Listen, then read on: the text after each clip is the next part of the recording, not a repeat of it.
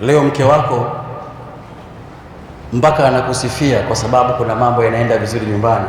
Ndio maana ukisafiri, mke wako aliyekupenda sawa sawa unampa burudani mpaka imemfikia rohoni. Ukifika safari yako lazima amwage mashairi, anakuangushia vitu kwa staili ya mashairi. Salamu zikufikie popote pale ulipo, mwenzio ninaumia haliishi wewe seko,